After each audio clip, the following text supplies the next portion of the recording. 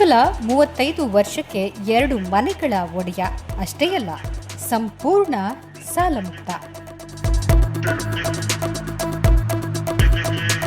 ಇದು ಹೇಗೆ ಸಾಧ್ಯವಾಯಿತು ಅಂತೀರಾ? ಬೆಂಗಳೂರಿನಲ್ಲಿ ನೆಲೆಸಿರುವ ಬರೇಲಿ ಮೂಲದ ಈ ಯುವಕನ ಸ್ಫೂರ್ತಿದಾಯಕ ಪಯಣ ನೀವು ಕೇಳಲೇಬೇಕು.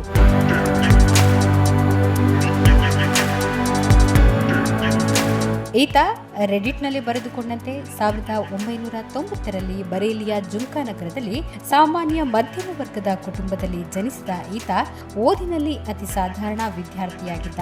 ಪ್ರತಿ ಬಾರಿ ಉತ್ತಮ ಅಂಕ ತೆಗೆಯುವ ಮಾತನ್ನ ಪೋಷಕರಿಗೆ ಕೊಟ್ಟರೂ ಸಾಧಿಸಿ ತೋರಿಸಲಾಗ್ತಿರ್ಲಿಲ್ಲ. ಕಂಪ್ಯೂಟರ್, ಗಣಿತ, ಕೆಮಿಸ್ಟ್ರಿ ಮುಂತಾದ ವಿಷಯ ಈತನ ಆತ್ಮವಿಶ್ವಾಸವನ್ನೇ ಕುಗ್ಗಿಸುವ ಸಬ್ಜೆಕ್ಟ್ ಆಗಿತ್ತು. ಐಐಟಿ ಪ್ರವೇಶದಿಂದ ಹಿಡಿದು ವಿವಿಧ ಸ್ಪರ್ಧಾತ್ಮಕ ಪರೀಕ್ಷೆಗಳಲ್ಲಿ ಎಲ್ಲದರಲ್ಲೂ ವಿಫಲನಾಗಿದ್ದ.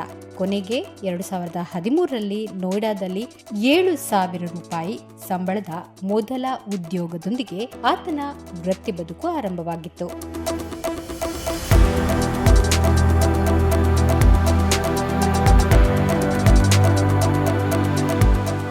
ನೋಯ್ಡಾ ಮತ್ತು ಬೆಂಗಳೂರಿನಲ್ಲಿ 2 ಅಪಾರ್ಟ್ಮೆಂಟ್ಗಳನ್ನು ಖರೀದಿಸಿರುವ ಈತ ಕೇವಲ 35ನೇ ವಯಸ್ಸಿನಲ್ಲಿ ಸಾಲಮುಕ್ತನಾಗಿದ್ದ. ಇದು ಬಡವನಿಂದ ಶ್ರೀಮಂತನಾದ ಕಥೆಯಲ್ಲ. ಸ್ಥಿರ ಮತ್ತು ಯಶಸ್ವಿ ಜೀವನವನ್ನ ಕಟ್ಟಿಕೊಂಡು ಶಿಸ್ತು, ಸಂಯಮದಿಂದ ಸಾಧಿಸಿದ ಸಂದೇಶದ ಕಥೆಯನ್ನು ಈ ಯುವಕ ಬೆಂಗಳೂರಿನಲ್ಲಿ PGDCA ಕೋರ್ಸ್ ಮಾಡಲು 7,000 ಸಂಬಳದ ಉದ್ಯೋಗವನ್ನ ತೊರೆದು ಕೋರ್ಸ್ ಮಾಡ್ತಾನೆ. ಮುಂದೆ ಮತ್ತೆ ನಿರಾಸೆಯೇ ಕಾಡುತ್ತೆ.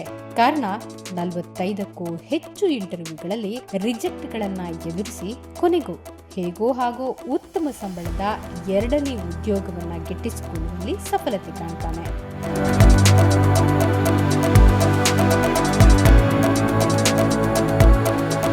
ಇದೇ ವೇಳೆ ಆತನ ಸಂಸ್ಥೆಯ ಸೀನಿಯರ್ HR ಹಣವನ್ನ ಬಾಡಿಗೆಯಂತೆ ಉಳಿಸು, ಅಂದ್ರೆ ಅನಿವಾರ್ಯವಾದ ವೆಚ್ಚದಂತೆ ಕ್ರೆಡಿಟ್ ಕಾರ್ಡ್ಗಳಿಂದ ದೂರವಿರು ಎಂಬ ಸಲಹೆ ಆತನ ಜೀವನದ ದಿಕ್ಕನ್ನೇ ಬದಲಾಯಿಸಿತು. ಈ ಸಲಹೆಯನ್ನ ಪಾಲಿಸಿ ಆತ ಪ್ರತಿ ಖರ್ಚನ್ನ ಗಮನಿಸಲು ಆರಂಭಿಸಿದ. ಕ್ರೆಡಿಟ್ ಕಾರ್ಡ್ಗಳ ಬಳಕೆಗೆ ಅಂಕುಶ ಹಾಕಿ ಅನಗತ್ಯ ವೆಚ್ಚಗಳಿಂದ ದೂರವಿದ್ದ. ಆರಂಭದಲ್ಲಿ 30,000ದಿಂದ 40,000 ತೆರಿಗೆ ಉಳಿತಾಯದ FDಗಳಲ್ಲಿ ಹೂಡಿಕೆ ಮಾಡಿ, ನಂತರ SIP ಮತ್ತು ಷೇರು ಮಾರುಕಟ್ಟೆಯಲ್ಲಿ ಸ್ವಲ್ಪವೇ ಹೂಡಿಕೆಯನ್ನ ಮಾಡಿದ. 2018ರ ವೇಳೆಗೆ ಆತ 5 ಲಕ್ಷ ರೂಪಾಯಿಯನ್ನ ಉಳಿತಾಯ ಮಾಡಿದ. ಇದೇ ವೇಳೆ ಉದ್ಯೋಗ ಕೂಡ ಬದಲಾಯಿಸಿದ್ರಿಂದ 2 ಲಕ್ಷ ಬೋನಸ್ ಕೂಡ ದೊರೆತಿತ್ತು. ಈ ಹಣದಿಂದ ನೋಯ್ಡಾದಲ್ಲಿ ತನ್ನ ಮೊದಲ ಅಪಾರ್ಟ್ಮೆಂಟ್ ಖರೀದಿಸಲು 7 ಲಕ್ಷ ಮುಂಗಡ ಪಾವತಿಸಿ 60 ಲಕ್ಷ ರೂಪಾಯಿ ಸಾಲ ಪಡೆದ. ವರ್ಷಕ್ಕೆ 12 EMI ಬದಲಿಗೆ 14 EMIಗಳನ್ನು ವ್ಯವಸ್ಥಿತವಾಗಿ ಪಾವತಿಸುವ ಮೂಲಕ ಮತ್ತು ಪ್ರತಿ ಬೋನಸ್ ಹಣವನ್ನ ಸಾಲ ಮರುಪಾವತಿಗೆ ಬಳಸುವ ಮೂಲಕ ಕಟ್ಟುನಿಟ್ಟಾದ ಹಣಕಾಸು ತಂತ್ರವನ್ನು ಅನುಸರಿಸಿದ್ದ. 2022ರಲ್ಲಿ ಮದುವೆಯಾದ ನಂತರ 2023ರಲ್ಲಿ ಬೆಂಗಳೂರಿನಲ್ಲಿ ಮತ್ತೊಂದು ಅಪಾರ್ಟ್ಮೆಂಟ್ ಅನ್ನು, ಕಾರನ್ನು ಲೋನ್ ಪಡೆಯುವ ಮೂಲಕ ಖರೀದಿ ಮಾಡಿದ. ಒಟ್ಟು 1 ಕೋಟಿಗೂ ಹೆಚ್ಚು ಸಾಲ ಹೊಂದಿದ್ರು ಈತ ಈಗಾಗಲೇ 75ರಿಂದ 80ರಷ್ಟು ಮೊತ್ತವನ್ನು ಮರುಪಾವತಿಸಿದ್ದಾನೆ. ತೆರಿಗೆ ವಿನಾಯಿತಿ ಕಾರಣಕ್ಕಾಗಿ ಸಂಪೂರ್ಣ ಸಾಲವನ್ನ ತಕ್ಷಣವೇ ತೀರಿಸದೆ ಮುಂದುವರೆಸಿದ್ದಾನೆ. ಈ ಯುವಕ ತನ್ನ ಪ್ರಗತಿಗೆ ಶಿಸ್ತುಬದ್ಧ ಜೀವನ, ಉಳಿತಾಯಕ್ಕೆ ಆದ್ಯತೆ, ವೈಫಲ್ಯಗಳಿಂದ ಕಲಿತ ಪಾಠ, ಅನಗತ್ಯವಾಗಿ ಲೈಫ್ ಸ್ಟೈಲ್ ಅನ್ನು ಬದಲಾಯಿಸದೆ ಇರೋದೇ ಕಾರಣ ಎಂದು ಹೇಳ್ತಾನೆ.